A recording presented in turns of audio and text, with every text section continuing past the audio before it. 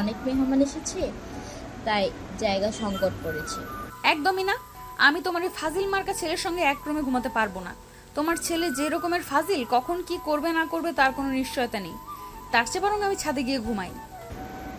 দেখ নেহা, আমি খুব ভালো করেই জানি যে তুমি আর নীলের মধ্যে সেরকম কোনো বনিবনা নেই, কিন্তু আমি তোমাকে এই কথাটা কনফিডেন্সের সঙ্গে বলতে পারি, তুমি আমার ছেলেকে যত খারাপ মনে করো না কেন, আমার ছেলেটা কিন্তু আসলে ততটা খারাপ নয়। আরে আম্মু, তুমি সব সময় এত বেশি বুঝো কেন? তোমার ছেলেটা খারাপ সেটা আমি কখন বললাম? আমি তো শুধু তোমাকে এটা বললাম যে তোমার ছেলেটা বড্ড ফাজিল, তাই আমি তোমার ছেলের সঙ্গে বেড শেয়ার করতে পারবো না। লক্ষ্মী মেয়ে আমার, এভাবে বলতে হয় না। আমি তোমাকে যেটা বলছি তুমি এই কথাটা শোনো। তুমি আজকে রাতটা নীলের সঙ্গে থেকে যাও, আর কখনো তোমাকে নীলের রুমে থাকতে বলবো না, কারণ কালকে সকালে তুমি এখন চলে যাবে। তখন নেহা আর কোনো কথা বলল না। চুপচাপ রাতে খাওয়া দাওয়া শেষ করে নীলের রুমে চলে গেল। নেহাকে নীল তার রুমে দেখিয়ে বলতে লাগলো, কি ব্যাপার শাকচন্নি, তুই এত রাতে আমার রুমে এসেছিস কেন? আমাকে কিছু বলবি না? কি বললে তাড়াতাড়ি বলে বিদায় হ। আমি তোকে বেশিক্ষণ সহ্য করতে পারবো না, তাই কি বলবি তাড়াতাড়ি বল। তাছাড়া এখন আমার পড়াশোনা করার সময়, তোর সঙ্গে ফাইজলামো মার্কা আলোচনা করার সময় নয়। দেখ, একদম মুখ সামলিয়ে কথা বলবি। সব সময় আমার সঙ্গে এরকম আচরণ করবি না। তোদের বাড়িতে পড়ে আছি বলে তুই যা ইচ্ছা তাই আচরণ করবি, আর আমি সেটা মেনে নেবো এমনটা কখনোই ভাবিস না। আমি আবার তোকে কখন কি বললাম? আমি তো শুধু এটুকুই বললাম যে তুই আমাকে কিছু বলতে আসলে তাড়াতাড়ি বল, আর তা না হলে এখান থেকে বিদায় হও। আমি এখন পড়ছি। আমি তোর রুমে ঘুমাতে এসেছি, আম্মু আমাকে তোর রুমে পাঠিয়েছে তোর সঙ্গে ঘুমানোর জন্য, কারণ আজ বাড়িতে অনেক মেহমান এসেছে, আর মেহমানরা আমার রুমেও থাকবে। তাই আমি কোথায় ঘুমাবো সেজন্য আম্মু আমাকে এখানে পাঠিয়েছে। অসম্ভব, তোর মতো একটা মেয়ের সঙ্গে এক রুমে রাত কাটানো আমার পক্ষে সম্ভব নয়। তুই অন্য কোথাও গিয়ে ঘুমাও, আমি তোকে আমার রুমে জায়গা দিতে পারবো না। কথাটা শেষ করার আগেই নীলের আম্মু সেখানে উপস্থিত হয় আর নীলকে উদ্দেশ্য করে বলতে থাকে, সব সময় এত কথা বলবে না, আমি যেটা বলি সেটাই শোনো। নেহা আর তুমি আজ এই রুমে ঘুমাবে। যদি আমার কথা অ্যাকচুয়াল পরিমাণ নড়চড় হয় তাহলে কিন্তু তোমার কপাল খারাপ আছে, এটা আমি বলে দিলাম। আর তুমি আমার সম্পর্কে খুব ভালো করেই জানো আমি যেটা বলি সেটা করি, আর দ্বিতীয় কোনো কথা শুনিনি। তখন নীল আর কোনো উপায়ন্তর না দেখে কথা না বলে চুপচাপ বসে রইল। আর এদিকে নেহা বিছানা গোছাতে শুরু করলো। আসলে প্রত্যেকটা ছেলেদের রুম এতটাই অগোছালো থাকে, কোনো একটা মেয়ে সেখানে আসলে সেটা না গুছিয়ে থাকতে পারে না। নেহা বিছানা গুছিয়ে বিছানার এক পাশে শুয়ে পড়ল। প্রায় কিছুক্ষণ পর নীল ঘুমোতে আসলো। এই শোন, আমি এই পাশে ঘুমাচ্ছি, তুই কিন্তু ভুল করেও আমার শরীরে হাত দিবি না। কোনো মেয়ে মানুষের সঙ্গে ঘুমানোর অভ্যাস আমার নেই। তুই যদি আমার শরীরের উপর হাত তুলিস তাহলে কিন্তু আমি সারা রাত ঘুমাতে পারবো না বলে দিলাম। আর যদি রাতে ঘুমাতে না পারি তাহলে কিন্তু তোর কপালে খারাপ আছে। ও তাই নাকি? তোর কোনো মেয়ে মানুষের সঙ্গে ঘুমানোর অভ্যেস নেই, আর আমার 10-12টা ছেলে নিয়ে ঘুমানোর অভ্যাস আছে। তুই এইটাই বলতে চাইছিস তো? আচ্ছা ঠিক আছে, তুই রাতটা শেষ হতে দে, তারপর দেখ আমি আম্মুর কাছে তোর নামে কিভাবে বিচার দেই। আরে বাবা, আমি তোকে কি বললাম আর তুই আমাকে কি বললি? আমি কখন বললাম ছেলেদের নিয়ে তোর ঘুমানোর অভ্যাস আছে? আমি তো শুধু এটাই বললাম যে আমি কোনো মেয়ে মানুষকে নিয়ে কখনো ঘুমাইনি। আচ্ছা ঠিক আছে, এত কথা বলিস না। কথা না বলে চুপচাপ আপোষে ফিরে শুয়ে পড়। তারপর কেউ আর কোনো কথা না বলে চুপচাপ দুজন দুদিকে ফিরে ঘুমিয়ে পড়ল। মাঝরাতে হঠাৎ যখন নীলের ঘুম ভাঙলো তখন সে দেখতে পেল নেহা তাকে জড়িয়ে ধরে শুয়ে আছে। এটা দেখে নীল নেহাকে ছাড়ানোর চেষ্টা করছিল, কিন্তু নেহা আরো শক্ত করে তাকে জড়িয়ে ধরেছিল। তাই নীল নেহাকে ডাকতে শুরু করে, এই নেহা, কি হয়েছে তোর? তোকে তো আমি আগেই বলেছিলাম যে আমি তোর সঙ্গে ঘুমাতে পারবো না, কিন্তু তুই তো জোর করে আমার সঙ্গে ঘুমাতে এসেছিস। এখন আবার আমাকে এভাবে জড়িয়ে ধরেছিস কেন? এত কথা বলিস না তো। আমার একটু ভয় ভয় লাগছে তাই আমি তোকে জড়িয়ে ধরেছি। আর আমি তোমার নিজের খালাতো ভাইকেই জড়িয়ে ধরেছি, এখানে আবার কি হয়েছে? এই জন্যে আমি তখন তোকে আমার সঙ্গে ঘুমাতে নিষেধ করেছিলাম। এখন যে তুই আমাকে টাচ করে আছিস, আমি তোমার এখন কোনোভাবেই ঘুমাতে পারবো না। এখন তো শুধু বারবার আমার ঘুম ভেঙে যাবে। কোনো কথা না বলে চুপ করে ঘুমাবি নাকি কয়েকটা দিতে হবে? এইটা তুমি খুব ভালো করে জানিস যে ঘুমের মধ্যে বিরক্ত করা আমি একদমই পছন্দ করি না, আর তুই সেটাই করছিস। ঠিক আছে বাবা, কোনো সমস্যা নেই, আমি তোকে কোনো বিরক্ত করব না, কিন্তু দয়া করে আমাকে ছেড়ে দিয়ে একটু দূরে গিয়ে ঘুমা। আমাকে তুই যদি এভাবে জড়িয়ে ধরে রাখিস তাহলে আমার দম বন্ধ হয়ে আসবে আর আমি ঘুমাতে পারবো না। কিন্তু নেহার এই কথা কান পর্যন্ত পৌঁছেছে কিনা সেটা ঠিকমতো বোঝা গেল না, কারণ নেহার কোনো প্রতিক্রিয়া হলো না। সে আগের মতোই নীলকে জড়িয়ে ধরে শুয়ে আছে। যাই হোক, তখন নীল বুঝতে পারে আর যাই হোক নেহা তাকে ছেড়ে ঘুমাবে না, তাই সে ঘুমানোর চেষ্টা করলো। যদিও সেদিন রাতে ভালো মতো ঘুম হলো না, কিন্তু আজ ঘুমন্ত অবস্থায় কোনো রকমের রাতটা পার করলো। সকালবেলা ঘুম থেকে উঠেই নীল নেহাকে বলতে লাগলো, এই এত নির্লজ্জ মার্কা চরিত্র কেন তোর? আমাকে বলতো। আমি তোকে কতবার বলেছিলাম আমাকে জড়িয়ে ধরে ঘুমানোর চেষ্টা করবি না, কিন্তু তুই আমার কোনো কথা না শুনে সেটাই করেছিস। তুই কি আমার বিয়ে করা বউ না কি রে? তুই যদি আমাকে তোর বউ বানাতে চাস তাহলে আমি তোর বউ হয়ে সারা জীবন তোর কাছে থেকে যেতে চাই। আমি তোর কাছ থেকে কোথাও যেতে চাই না। আমার তো মাথা খারাপ হয়েছে, তোর মতো একটা মেয়েকে আমি আমার বউ বানাবো কখনোই না। তুই আমার সামনে থেকে সর, আর কখনো আমার রুমে ঘুমাতে আসবি না, এটা তোকে শেষবারের মতো বলে দিলাম। আচ্ছা ঠিক আছে, সে তোর যা ভালো মনে হয়। বলতে বলতে নেহা নীলকে আর কোনো কথা বলার সুযোগ না দিয়ে চুপচাপ ওই রুম থেকে বের হয়ে চলে আসলো আর নিজের রুমে এসে ফ্রেশ হয়ে নিল। তারপর নাস্তা করে কলেজে চলে গেল। এভাবে বেশ ভালোই কাটছিল দিন। হঠাৎ একদিন নেহা ড্রয়িং রুমে বসে টিভি দেখছিল। হঠাৎ নেহা কলিং বেলের আওয়াজ শুনতে পায়, আর তখনই তার আম্মু বলে, কি ব্যাপার নেহা? কই তুই? সে কখন থেকে কেউ একজন কলিং বেল বাজাচ্ছে, কেউ দরজা খুলিস না কেন? এই সময় তো কারোর আসার কথা নেই, তাহলে হঠাৎ করে কে আসলো আমি তো সেটাই ভাবতে পারছি না, তাই তো একটু বোঝার চেষ্টা করছি। এত কিছু বোঝার কোনো প্রয়োজন নেই। আমি তোকে দরজা খুলতে বলেছি, তুই দরজা খোল, আর কোনো কথা বলবি না। আইসে আর মহাবিজ্ঞানী এত ধ্যান ধারণা করার জন্য। তখন নেহা আর কোনো কথা না বলে চুপচাপ দরজাটা খুলে। বাবা, তুমি এখানে এতদিন পর কেন আসলে? আমি তো ভুলেই গেছিলাম আমার একজন বাবা আছে। কেন, তুই কি বাবা ছাড়া এমনি এমনি জন্মেছিলি নাকি যে বাবার কথা মনে পড়ে না তোর? যাই হোক, মা ওসব কথা পরে হবে, আগে তুই আমার একটু বুকে আয় তো। কতদিন ধরে আমার বুকটা হাহাকার করছে তোকে একবার বুকের সঙ্গে জড়িয়ে নেওয়ার জন্য। প্লিজ একবার আমার বুকে আয়। বাবা, তুমি জানো সেই ছোটবেলা থেকে কত অপেক্ষা করি তুমি আসবে। সবার বাবা আসে কিন্তু তুমি আসো না। সবার বাবা সবাইকে কত আদর করে, যদিও আম্মু আর খালুজান আমাকে অনেক আদর রেখেছেন, কিন্তু তারপরও তোমার কথা তবে বলতে পারি না। দুজনের কথোপকথন রান্নাঘর থেকে শোনা যাচ্ছিল, কিন্তু কি কথা হচ্ছে সেটা ঠিকমতো বোঝা যাচ্ছিল না। তাই নীলার আম্মু নেহাকে উদ্দেশ্য করে বলে, তুমি একবার বাইরে এসে দেখো আমি কার সঙ্গে কথা বলছি, তারপর যদি তোমার মনে হয় যে আমি ফালতু কথা বলছি তাহলে সেটাই, কিন্তু প্লিজ তুমি একবার বাইরে এসে দেখো কে এসেছে। এই কথা শুনে নীলার আম্মু অনেকটা চমকে যায়। সে বুঝতে পারে না নেহা কার কথা বলছে আর কে এসেছে।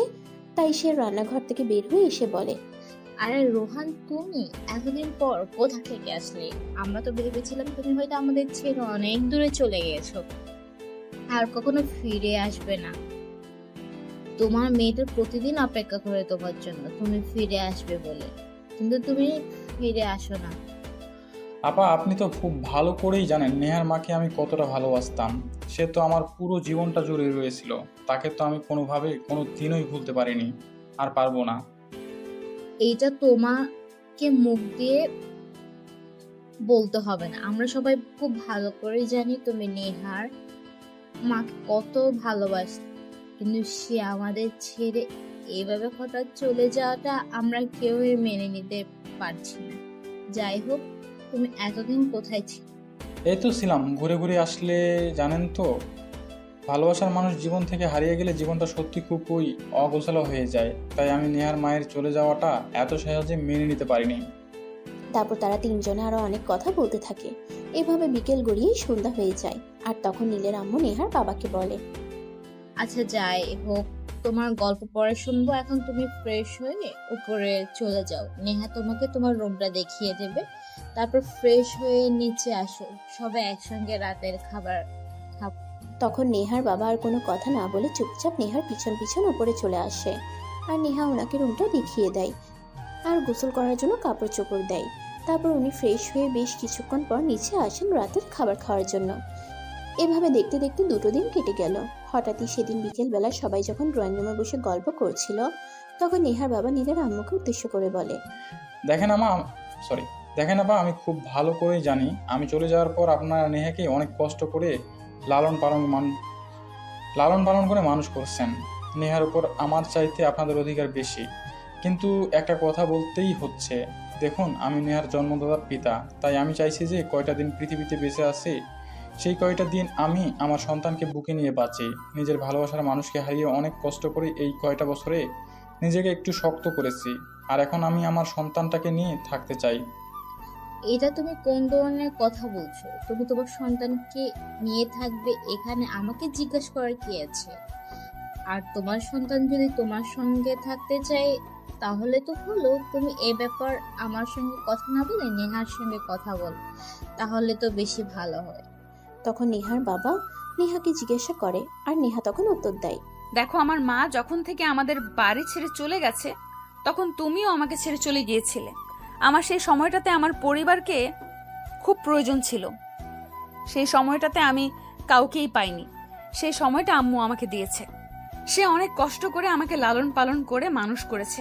তাই তুমি চাইলেও আমি আম্মুকে ছেড়ে দূরে কোথাও গিয়ে থাকতে পারবো না।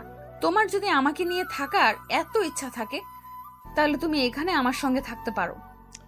দেখো মামনি, তুমি বিষয়টা নিয়ে যেভাবে ভাবছো আসলে বিষয়টা সেরকম নয়। আমি তোমার বাবা, আমি চাইলেই তোমার খালামণির বাড়িতে থাকতে পারি না। আমার নিজের একটা বাড়ি আছে এবং যথেষ্ট সহায় সম্পত্তি আছে, যেগুলো অনেকদিন ধরে অন্য কেউ ভোগ করছে, আর তার একমাত্র উত্তরাধিকারী হলে তুমি। তাই আমি চাই তুমি আমার সঙ্গে আমার বাড়িতে চলো। আমি আমার সকল সহায় সম্পত্তি তোমার নামে লিখে দিব। দেখো, আমার কাছে সহায় সম্পত্তি তেমন কোনো কিছুই না। আসলে আম্মু আমাকে এতটা ভালোবাসা দিয়েছে যে আমি অন্য কিছুর কথা ভুলেই গিয়েছিলাম। তাই তুমি চাইলেও আমি আম্মুকে ছেড়ে থাকতে পারবো না। আই এম সো সরি বাবা, তুমি আমায় ক্ষমা করে দাও। নেহা, তোমাকে আমি এই শিক্ষা দেইনি। তোমাকে আমি কার সঙ্গে কিভাবে কথা বলতে হয় সেটা খুব ভালো করে শিখিয়েছি। তুমি তোমার বাবার সঙ্গে এভাবে কথা বলো না। দেখো আম্মু, কার সঙ্গে কিভাবে কথা বলতে হয় সেটা আমি খুব ভালো করেই জানি। আর আমি এটাও খুব ভালো করেই জানি যে আমি আমার বাবার সামনে দাঁড়িয়ে কথা বলছি। তাই আমি আমার বাবাকে বলছি, আমি আমার আম্মুকে ছেড়ে কোথাও যাব না। দেখো আম্মু, সবসময় তোমার পাশে ছিলাম, সবসময় তোমার পাশে থাকবে, এটা গ্যারান্টি দিয়ে বলতে পারি। কিন্তু একটা কথা, তোমাকে তোমার বাবার সঙ্গে যেতেই হবে, কারণ সে তোমাকে জন্ম দিয়েছে। আমাদের চাইতে তার অধিকার অনেকখানি বেশি। কার অধিকার কতখানি সেই সব বিষয়ে আমি কোনো কিছু জানি না, আর জানতেও চাই না। আমি শুধু এইটুকুই জানি যে আমি তোমাকে ছেড়ে কোথাও যাব না। আমি তোমাকে ছাড়া থাকতে পারবো না। দেখো, উনি তোমার বাবা, উনি চাইলে তোমাকে এখান থেকে জোর করে নিয়ে যেতে পারে, কিন্তু আমি আশা করব তোমাকে সেটা করতে হবে না, কারণ তুমি যথেষ্ট বুদ্ধিমতী আর জ্ঞানী একটা মেয়ে। রোহান, তুমি কোনো চিন্তা করো না। আমি যেভাবে পারি নেহাকে আগামীকালকে তোমার সঙ্গে তোমাদের বাড়ি পাঠাবো। তারা তিনজনে তাদের কথার সেখানে পরিসমাপ্তি ঘটাচ্ছিল, কিন্তু তখনই নীল সেখানে উপস্থিত হয় আর এমন কথা শুনে বলতে থাকে, কি ব্যাপার, তোমরা কি নিয়ে আলোচনা করছিলে? আমি দূর থেকে একটু একটু শুনছিলাম। নেহা আমাদের এখান থেকে চলে যাবে মনে হয়। হ্যাঁ, তুমি একদম ঠিকই শুনেছ। সে তো অনেকদিন ধরেই আমাদের সাথে আমাদের এখানে আছে, কিন্তু এখন তার বাবা ফিরে এসেছে, তাই আমি চাইছি এখন থেকে সে তার বাবার সঙ্গে থাকুক, কারণ সে তার বাবার একমাত্র রাজকন্যা ছিল। তোমার খালামণি চলে যাওয়ার পর সে একটু মানসিকভাবে বিধ্বস্ত হয়ে এই কয়েকদিন তার সন্তান থেকে আলাদা ছিল, তাই আমি চাই না সে আর তার সন্তান থেকে আলাদা থাকুক। আমি তোমাদের কথা শুনে একমত হতে পারলাম না, কারণ আমি সেই ছোটবেলা থেকে নেহার সঙ্গে একসঙ্গে বড় হয়েছি। আমার খেলার সাথী, বন্ধু বান্ধবী যাই কিছু বলো না কেন, সব কিছুই নেহাকে ছাড়া আমি থাকতে পারবো না। নেহা যদি এখান থেকে চলে যায় তাহলে আমিও তার সঙ্গে যাব। এগুলো কোন ধরনের কথা? আমি কিন্তু সেটা বুঝাতে পারছি না। নেহা, তোর বাবার সঙ্গে তার বাবার সাথে থাকবে, সেখানে তুমি কোথায় যাবে? এসব পাগলা মার্কা কথা বার্তা বন্ধ করো। কিন্তু নীল কোনো কথাই শুনছে না। কারণ সে ছোটবেলা থেকেই নেহার সঙ্গে বড় হয়েছে, তার সবটা সময় কাটিয়েছে, তাই এখন সে চাইলেও একা একা ভালো থাকতে পারবে না। তাই সে নেহাকে এখান থেকে চলে যেতে দিতে চাইছে না। তাই শেষের বারের মতো সবাইকে উদ্দেশ্য করে বলতে থাকে, আমি তোমাদের সবাইকে শেষবারের মতো বলছি, নেহা যদি এই বাড়িতে না থাকে তাহলে আমিও এই বাড়িতে থাকবো না, কারণ নেহা ছাড়া আমার উপস্থিতি ক্ষুণ্ণ। আঙ্কেল, আপনি আমাদের এখানেই থাকুন, আমাদের কোনো প্রবলেম হবে না। দেখো বাবা, সেটা তো হয় না। হাজার হোক আমি তোমার খালামণির হাজব্যান্ড, আমি চাইলেও তোমাদের এখানে থাকতে পারি না। সমাজের লোক এটাকে ভালো চোখে দেখবে না। তাছাড়া আরও অনেক সমস্যা আছে, তাই আমি নেহাকে আমার সঙ্গে নিয়ে যেতে চাই। তারপর নেহা আর কোনো কথা না বলে নিজের রুমে এসে কাঁদতে শুরু করার কারণ সে নীলার আম্মুকে ছাড়া কোনোভাবেই ভালো থাকতে পারবে না। তখনই নীল সেই রুমে আসে আর নেহাকে বলে, কি ব্যাপার নেহা, কান্না করছিস কেন? তুই এইভাবে কান্না করিস না। তুই কান্না করলে আমার খুব কষ্ট হয়, আমি সহ্য করতে পারি না। দেখ, আমি কোনোভাবেই বুঝতে পারছি না তারা কেন তোর থেকে আমাকে আলাদা করতে চাইছে। আমরা দুজন তো জানি, আমরা তো, তুই ঝগড়া করি না কেন, আমরা একে অপরের প্রাণ, আমরা একে অপরকে ছাড়া বেঁচে থাকতে পারবো না। হ্যাঁ, তুই একদম ঠিক কথাই বলেছিস। আমি তোকে আর আম্মুকে ছাড়া কোনোভাবেই থাকতে পারবো না। সেই ছোটবেলা গ্রাম থেকে এখানে চলে এসেছি, গ্রামের তেমন কাউকে চিনিও না, আর বন্ধু বলতে আমার সেরকম কোনো বন্ধু কখনোই ছিল না। তাহলে আমি সেখানে গিয়ে কিভাবে থাকবো? আর সামনে পরীক্ষাও আসছে। হ্যাঁ, সেটাই তো সব থেকে বড় কথা, সারা বছর পড়াশোনা করে যদি পরীক্ষায় না দিতে পারিস তাহলে লাভটা কি আছে? যাই হোক, তোর বাবা যেহেতু তোকে নিয়ে গ্রামে চলে যেতে চায়, তাহলে তোর ওনার মুখের উপর কথা বলা যায় না। তুই রেডি হয়ে গ্রামে চলে যা, তারপর আমি দেখছি কি করা যায়। পরের দিন সকালে ঘুম থেকে উঠে নিজের জিনিসপত্র গুছিয়ে নেয় আর বাবাকে নিয়ে গ্রামের বাড়ির উদ্দেশ্যে রওনা দেয়। সারা রাস্তায় নেহা মনমরা হয়ে বাসের সিটে বসে আছে। তখনই তার বাবা বলে, কি ব্যাপার মামুনি, তুমি এভাবে মনমরা হয়ে বসে আছো কেন? আমি তোমাকে ঢাকা থেকে গ্রামে নিয়ে যাচ্ছি বলে তোমার খুবই মন খারাপ? মন খারাপটা তো এই শহরের জন্য নয়, মন খারাপ আম্মুর জন্য, মন খারাপ নীলের জন্য। আমি তাদের দুজনকে ছেড়ে কিভাবে থাকবো সেটা ভেবেই খুব কষ্ট হচ্ছে। প্লিজ তুমি আমাকে শহরেই থাকতে দাও। নেহা দেখো, আমি তোমার বাবা, তাই আমি তোমাকে শেষবারের মতো বলছি, আমি এই বিষয়ে তোমার কাছ থেকে আর কোনো কথা শুনতে চাই না। আমি যেটা বলেছি সেটাই হবে। তখন নেহা আর কোনো কথা বলে না, চুপচাপ জানালার পাশের সিটে বসে মনোযোগ দিয়ে কাঁদতে থাকে। তখন তার বাবাও আর তাকে কিছু বলে না, কারণ তিনি ভালোভাবেই বুঝতে পারেন এখন কিছু বলতে গেলে নেহা হয়তো আরো অনেক বেশি কান্না করতে শুরু করবে। যাই হোক, এভাবে দেখতে দেখতে তাদের গন্তব্যস্থলে পৌঁছে গেল। স্টেশন থেকে নেমে নেহার বাবা একটা অটো নেয় আর তাদের বাড়ির সামনে চলে আসে। বাবা, ওই যে সামনে বাড়িটা দেখা যাচ্ছে, ওইটাই তো আমাদের বাড়ি, তাই না? দেখলে নিজের বাড়ির প্রতি কতটা টান আর কতটা মায়া কাজ করে। তুমি দূর থেকে দেখেই নিজের বাড়িটা একদম চিনে ফেলেছ। আসলে নিজের বসবাসের মতো ভালোবাসার জায়গা আর একটাও নেই। হ্যাঁ বাবা, তুমি একদম ঠিক কথাই বলেছো। আসলে আমি আমার ছোটবেলাটা এখানে কাটিয়েছি, আমার ভালো লাগার সময়টা এখানে কাটিয়েছি। এখানকার সব কিছু আমার খুবই পরিচিত আর চেনা। তারপর নেহা আর তার বাবা দুজনে মিলে কথা বলতে বলতে বাড়ির ভিতরে প্রবেশ করে, যদিও তাদের বাড়িটা অনেকদিন ধরে পরিত্যক্ত অবস্থায় পড়েছিল। তারপর চলে গেল আরো বেশ অনেকদিন। নেহা আর তার বাবা দুজনে মিলে তাদের বাড়িটাকে অনেকটা গুছিয়ে নিয়েছে। সেদিন হঠাৎ করেই নীল নেহাকে ফোন করে। তোদের বাড়ির ঠিকানা দে, আমি আজকে আসব।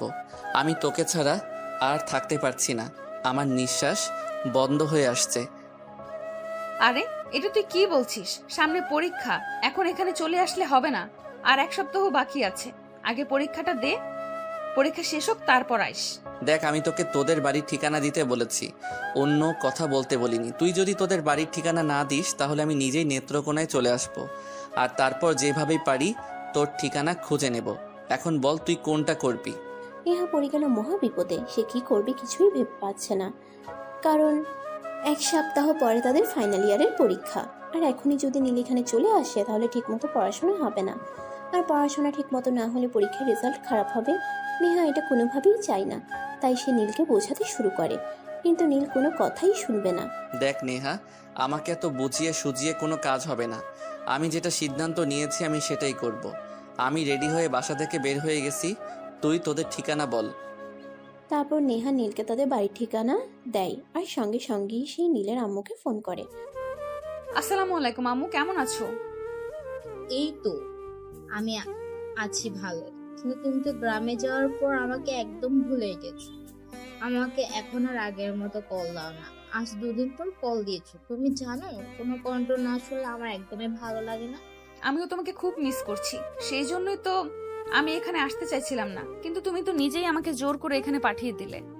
কি করব বল, তোর বাবা তোকে নিয়ে যেতে চাইছে এখানে, আমি তোকে আটকে রাখি কিভাবে? হাজার হোক সে তোর জন্মদাতার পিতা, তাই তো আমি তার সঙ্গে যেতে দিলাম। তোর বাবা ছাড়া অন্য কেউ আসলে আমি তোকে কখনোই দিতাম না। আচ্ছা কি করছিস এখন? এই তো সবেমাত্র তোমার ছেলের সঙ্গে কথা বললাম। তোমার ছেলে নাকি সবকিছু ফেলে রেখে আমার এখানে চলে আসছে, সামনে তার পরীক্ষা, কিন্তু এখন এখানে আসার কি দরকার? সে তোকে ছাড়া কোনোভাবে থাকতে পারছে না নাকি? নিঃশ্বাস বন্ধ হয়ে আসছে। আমি নিজে তাকে অনেকবার ওখানে যাওয়ার জন্য মানা করেছিলাম, কিন্তু সে আমার কোনো কথা শোনেনি। সে তোর কাছেই যাবেই। তারপর নেহা আম্মুর সঙ্গে আরো বেশ কিছুক্ষণ কথা বলে ফোন রেখে দেয়। আর এদিকে অপেক্ষা করতে থাকে নীল কখন আসবে। দেখতে দেখতে বিকেল হয়ে গেল। নেহা বাড়ির বাইরের বাগানে বসে আছে। এমন সময় হঠাৎ দেখলো নীল আসছে। নেহা উঠে দাঁড়াতেই নীল তার দিকে তাকায়, আর তখনই দৌড়ে এসে নেহাকে জড়িয়ে ধরে বলে, এই পাষাণ বেঈমান, তুই এতদিন ধরে আমাকে ছাড়া কেমনে আছিস? আমি তো তোকে ছাড়া থাকতে পারছিলাম না, আমার নিঃশ্বাস বন্ধ হয়ে আসছিল, তাই তো আমি তোর কাছে চলে এলাম। আমারও তোকে ছাড়া থাকতে অনেক কষ্ট হচ্ছিল, কিন্তু কি করব বল, আমি তো তোদের এখানে থাকতে চেয়েছিলাম। আম্মু আর বাবা দুজন মিলে আমাকে এখানে নিয়ে আসার বন্দোবস্ত করলো। যাই হোক, এখন আর কোনো কথা নয়, বাড়ির ভেতরে চল বিশ্রাম নিবি, তারপর তোর সঙ্গে কথা বলবো। তারপর নেহা নীল দুজনেই বাড়ির ভিতরে চলে আসে। নীল একটু বিশ্রাম নেয়, আর এদিকে নেহা নিজের হাতে নীলের জন্য বেশ কয়েক পদের রান্না করে। রান্না শেষ হলে নেহা নীলকে খাবার টেবিলে ডাকে। তারপর নেহার বাবা সহ তিনজনের রাতের খাবার খেতে বসে। নীল খাবার খেতে খেতে বলল, আরে তুই তো দেখছি কয়দিনে পাকা রাঁধুনি হয়ে গেছিস। আমাদের বাড়িতে যখন থাকতি তখন তো রান্নাঘরের ধারে কাছেও যেতি না, আর এখন নিজে কত সুন্দর খাবার রান্না করেছিস। কি করব বল, সেখানে তো আম্মু ছিল, আম্মুর নিজের হাতে রান্না করে আমাদের সবাইকে খাওয়াতো, কিন্তু এখানে তো কেউ নেই। এখানে তো আমার সমস্ত কাজ আমার নিজের হাতেই করতে হয়, তাই রান্না করাটা এখন শিখে গেছি। যাই হোক, খাবার কেমন হয়েছে সেটাই বল। তোর হাতের রান্না কখনো খারাপ হতে পারে? অনেক ভালো হয়েছে। যাই হোক নেহা, আমি তো আগে কখনো গ্রামে আসিনি, তাই আগামীকাল তুই আমাকে সারাটা গ্রাম ঘুরে দেখাবি। আমার না গ্রাম দেখার অনেক ইচ্ছে। আচ্ছা বাবা, ঠিক আছে, কোনো সমস্যা নেই। তুমি আগামীকাল নেহাকে নিয়ে আমাদের পুরো গ্রামটা একবার ঘুরে দেখো, আশা করি তোমার ভালো লাগবে। নেহা কি বলেছি শুনেছিস তো?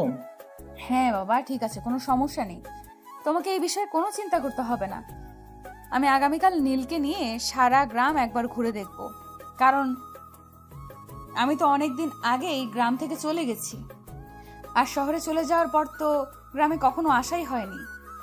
এইভাবে কথা বলতে বলতে সবার খাওয়া দাওয়া শেষ হলে যে যার যার রুমে চলে যায়। নীল তার রুমে শুয়ে আছে, কিন্তু কোনোভাবেই ঘুম আসছিল না, তাই সে নেহার রুমে দরজার সামনে দাঁড়িয়ে নক করে। এই নেহা, ঘুমিয়ে গেছিস নাকি? না ঘুমালে দরজাটা একটু খোল, তোর সঙ্গে বসে একটু গল্প করব। আরে তুই এখনো ঘুমাসনি কেন? রাত তো 12টার মতো বেজে গেছে। সারা দিন জার্নি করে এসেছিস, তবুও তো শরীর ক্লান্ত হয়নি? যেখানে তুই আছিস সেখানে শরীর ক্লান্ত হওয়ার জো আছে? এখন দরজাটা খুলে আমি তোর সঙ্গে একটু গল্প করব। তারপর নেহা বিছানা ছেড়ে নেমে দরজাটা খুলে দেয়, আর নীল রুমের ভিতরে আসে। তারপর দুজনে গল্প করতে থাকে। এভাবে রাত প্রায় 3টার মতো বেজে যায়। তখন নেহা হঠাৎ নীলকে বলে, এই হাদারাম, এবার নিজের রুমে যা আর ঘুমিয়ে পড়। রাত 3টা বেজে গেছে, আমাকে আবার সকাল সকাল ঘুম থেকে উঠতে হবে, কারণ সবার জন্য সকালের নাস্তা তৈরি করতে হবে। এখন যদি না ঘুমাই তাহলে সকালে উঠতে পারবো না। কিন্তু আমার তো তোকে ছেড়ে যেতে মন চাইছে না, কারণ এতদিন পর তোকে কাছে পেয়েছি। আমার তো মন চাইছে ওই দিনের মতো আজও তোকে জড়িয়ে ধরে ঘুমাই। মানে আমি ওই দিনের কথা বলছি যেদিন আমাদের বাসায় অনেক গেস্ট এসেছিল, আর তোর ঘুমানোর জায়গা ছিল না বলে তুই আমার রুমে ঘুমিয়েছিলি। চুপচাপ কোনো কথা না বলে এখান থেকে যা আর রুমে গিয়ে ঘুমিয়ে পড়। কালকে তো আমি তোকে নিয়ে সারা গ্রাম ঘুরবো, তখন ঘুরতে ঘুরতে গল্প করা যাবে। এখন আর কোনো কথা নয়, চুপচাপ রুমে যা। তারপর নীল নিজের রুমে চলে যায় আর ঘুমিয়ে পড়ে। এদিকে দেখতে দেখতে সকাল হয়ে যায়। সকাল হতেই নেহার বাবা তাকে ডাক দেয়। কি ব্যাপার মামুনি, তুমি তো বাড়িতে আসার পর থেকে কখনোই এত দেরি করে ঘুম থেকে উঠো না, তাহলে আজ কি হলো? এখনো ঘুম থেকে উঠছো না কেন? বাড়িতে মেহমান আছে, নাস্তা বানাতে হবে তো। বাবার গলার আওয়াজ শুনে নেহা ঘুম থেকে উঠে চোখ কসলাতে কসলাতে রুমের দরজা খুলে। তখন তার বাবা তাকে বলে, কি ব্যাপার মামনি, কি হয়েছে? এখন তো সকাল 8টার মতো বেজে গেছে, তুমি তো কখনোই এত দেরিতে ঘুম থেকে উঠো না। আসলে বাবা, গতকাল রাত্রিরে তুমি ঘুমিয়ে পড়ার পর নীল আমার রুমে এসেছিল আমার সঙ্গে গল্প করার জন্য। আর তার সঙ্গে গল্প করতে করতে রাত 3টার মতো বেজে গেছিল, তাই সকাল কখন হয়ে গেছে বলতেই পারিনি। আচ্ছা ঠিক আছে, কোনো সমস্যা নেই, তুমি রুমে যাও, আমি কিছুক্ষণের মধ্যেই সবার জন্য নাস্তা তৈরি করছি। বলতে বলতে নেহা ওয়াশরুমে চলে যায় ফ্রেশ হওয়ার জন্য। তারপর ফ্রেশ হয়ে এসে নাস্তা বানাতে শুরু করে। সবাই একসঙ্গে নাস্তা করে। নাস্তা শেষ হলে নেহা নিজের রুমে আসে, আর তখনই হঠাৎ তার ফোনের রিংটোন বেজে ওঠে। সে মোবাইলটা হাতে নিয়ে দেখে তার বান্ধবী রিমি তাকে ফোন করেছে। কি ব্যাপার দোস্ত, এভাবে হঠাৎ করে উধাও হয়ে গেলি কেন? নীলের কাছে জানতে পারলাম তুই নাকি বাড়িতে চলে গেছিস। হ্যাঁ, সে তো 1 সপ্তাহের বেশি হলো আমি গ্রামের বাড়িতে চলে এসেছি। আর গতকাল তো নীল আমার এখানে এসেছে আমার সঙ্গে দেখা করতে। দোস্ত, তোকে একটা কথা বলার জন্য আমি ফোন করেছি। আমার মনে হয় নীল তোকে ভালোবেসে ফেলেছে, সে তোর প্রেমে পড়ে গিয়েছে। তাই তোর এভাবে চলে যাওয়াটা সে মেনে নিতে পারেনি, আর সেজন্যই এভাবে পাগলের মতো তোর কাছে ছুটে চলে গেছে। কিন্তু আমার মনে হয় তোর মাথায় সমস্যা আছে, কারণ আমরা আপন খালাতো ভাই বোন। আমি তোকে কখনোই আমার প্রেমিকের চোখে দেখিনি, আর কখনো দেখবও না। তাই যতটা সম্ভব তুই ভুল করেছিস। আরে বাবা, আমি ভুল করতে যাব কেন? তুই যে কয়দিন ধরে বাড়িতে গেছিস সেই কয়দিন ধরে নীল সম্পূর্ণ সময়টা আমার সঙ্গে কাটিয়েছে, তাই আমি খুব ভালোভাবেই বুঝতে পেরেছি কি হয়েছে না হয়েছে। তুই কি আমাকে এসব ফালতু কথা বলার জন্য ফোন করেছিস নাকি? তুই তো খুব ভালো করে জানিস এসব ফালতু মার্কা কথাবার্তা আমি একদম চয়েস করি না। তাই যদি তোর দরকারি কোনো কথা থাকে বলতে পারিস, নয়তো ফোনটা রাখ। আরে বাবা, তুই আমার সঙ্গে এভাবে কথা কেন বলছিস? আমার তো মনে হচ্ছে গ্রামে গিয়ে তুই আমাদের সবাইকে ভুলে গেছিস, আর তোর ডিমান্ড অনেক বেশি বেড়ে গেছে, যার কারণে তুই আমাদের কাউকে কোনো পাত্তা দিচ্ছিস না। তুই যদি এরকমটা মনে করে থাকিস, তাহলে এরকমটার কারণ তোর মনে যে স্বপ্ন সেটা মনে হয় কোনো দিনই সত্যি হবে না। আর একটা কথা, আমাকে নিয়ে কখনোই এসব ফালতু চিন্তা ভাবনা করবি না। একদম সস্তার চিন্তা ভাবনা আমার একদমই পছন্দ নয়। যাই হোক, আঙ্কেল আন্টি কেমন আছে সেটাই বল। সবাই খুব ভালো আছে। আচ্ছা, তুই কি পরীক্ষা দিতে আসবি নাকি আসবি না? সেটা তো আমি এখনো বলতে পারছি না। সে সব কিছু ডিপেন্ড করছে আমার বাবার উপর। আমার বাবা যদি আমাকে পরীক্ষা দিতে যেতে দেয় তাহলে আমি পরীক্ষা দেব, আর নয়তো হয়তো পরীক্ষা দেওয়া হবে না। তোর প্রস্তুতি কেমন চলছে? এই তো চলছে কোনো রকম। যাই হোক দোস্ত, এখন আমি রাখছি। আর রাখার আগে একটা কথা তোকে শেষবারের মতো আবারও বলছি, নীল তোকে ভালোবাসে, আর সেটা আজ হোক বা কাল তুই প্রমাণ পেয়ে যাবি। আর তখন আমাকে বলিস আমার কথা মিথ্যে ছিল কিনা। তোর কথা যেন মিথ্যে হয়, আমি সেটাই সবসময় প্রার্থনা করি, কারণ খালাতো ভাইকে হাজবেন্ড বানানোর কোনো ইচ্ছে আমার নাই। কথাটা বলে একটা দুষ্টুমি মার্কা হাসি দিল নেহা। ফোনটা কেটে দেখতে দেখতে দুপুর হয়ে যায়। তারপর নীল, নেহা আর তার বাবা তিনজনে দুপুরের খাবার খেয়ে নীল নেহা দুজনে বের হয়ে পড়ে গ্রামটা ঘুরে দেখার উদ্দেশ্যে। দুজন মিলে বেশ অনেকক্ষণ ঘোরাঘুরি করে, আর এদিকে দেখতে দেখতে সন্ধ্যা হয়ে যায়। বাড়ি থেকে ফিরছিল। আছে নেহা, যদি কোনোদিন আমি তোর সামনে আমার ভালোবাসার প্রস্তাব নিয়ে দাঁড়াই, তাহলে কি তুই আমাকে ফিরিয়ে দিবি? তুই আমার খালাতো ভাই, তুই কেন আমাকে ভালোবাসার প্রস্তাব দিবি? আর তুই আমাকে ভালোবাসার প্রস্তাব দিলেও আমি তোকে একসেপ্ট করব না, কারণ তুই আমার খালাতো ভাই। ছোটবেলা থেকে তোদের বাড়ি থেকেছি, খেয়ে পড়ে মানুষ হয়েছি। যেখানে নুন খেয়েছি সেখানে নিমক হারামি করতে চাই না। আমি যদি তোকে ভালোবেসে বিয়ে করি তাহলে তোর পরিবারের কাছে আমাকে ছোট হতে হবে, আর এটা আমি কখনোই চাই না। দেখ নেহা, ভালোবাসা কোনো অপরাধ নয় যে কেউ চাইলে যে কাউকে ভালোবাসতেই পারে। ভালোবাসা একটা পবিত্র জিনিস। আর একটা কথা মনে রাখিস, সবাইকে ভালোবাসা যায় না। কিছু স্পেশাল মানুষ জীবনে স্পেশালভাবে আসে, যাদেরকে ভালোবেসে আগলে রাখা যায়। হয়েছে হয়েছে, তোর প্রেম গুরুর ডায়লগ বন্ধ করে। এসব ডায়লগ আমার একদমই পছন্দ নয়। এখন সন্ধ্যা হয়ে গেছে, চুপচাপ কোনো কথা না বলে বাড়িতে চল, বাবা হয়তো আমাদের জন্য অপেক্ষা করছে।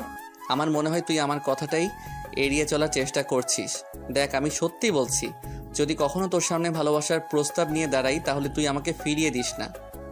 এসব ফালতু কথা বলার সময় নেই, চুপচাপ বাড়িতে চল, সন্ধ্যা হয়ে গেছে। তারপর ঠান্ডা মাথায় চিন্তা ভাবনা করে ভেবে দেখবো তোকে কি বলা যায়। বলতে বলতে নীল নেহা দুজনেই বাড়িতে চলে আসে। এরপর চলে গেল আরও 2-3 দিন। সেদিন দুপুরবেলা তিনজনে একসঙ্গে খেতে বসেছে। এমন সময় হঠাৎ নেহার বাবা বলে উঠল, নীল, তোমাকে একটা কথা বলার ছিল।